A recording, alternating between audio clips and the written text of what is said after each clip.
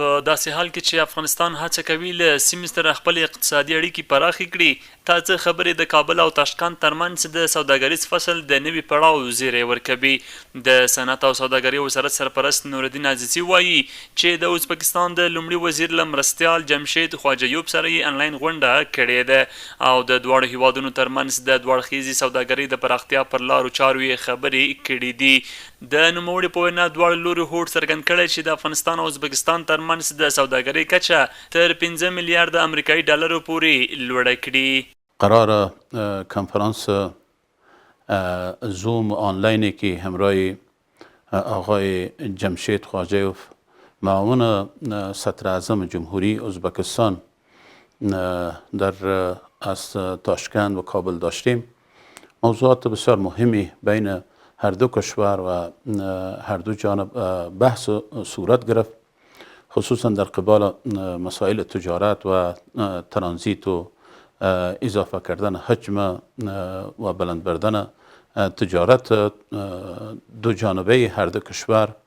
بحث های جدی صورت گرفت، توافقات صورت گرفت. ښاغلی عزیزي زیاتوي چې افغانستان او ازبکستان یو بل ته د لا ښه او منظمې سوداګرۍ ژمنې کړي او د دواړو هیوادونو له لوري د دې موخې لپاره قوي ارادې موجودې دي. نوموړی وایي هڅه روانه ده چې د دواړو هیوادونو ترمنځ سوداګریزې اړیکې څو برابره پراخې شي.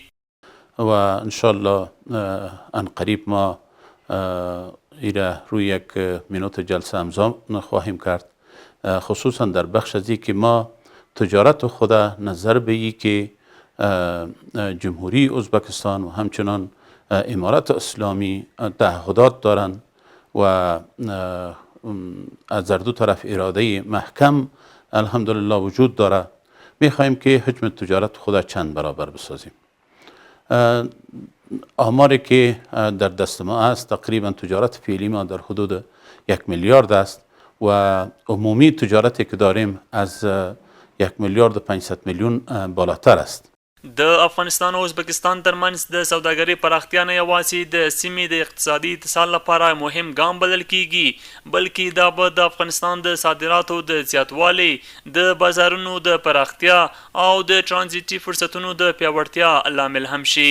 کارپوهان وایي دا ډول اقتصادي ناستې کولی شي د دواړو هیوادونو ترمنځ باور زیات کړي، پانګونه وهڅوي او د خصوصي سکتور لپاره نوي فرصتونه رامنځته کړي.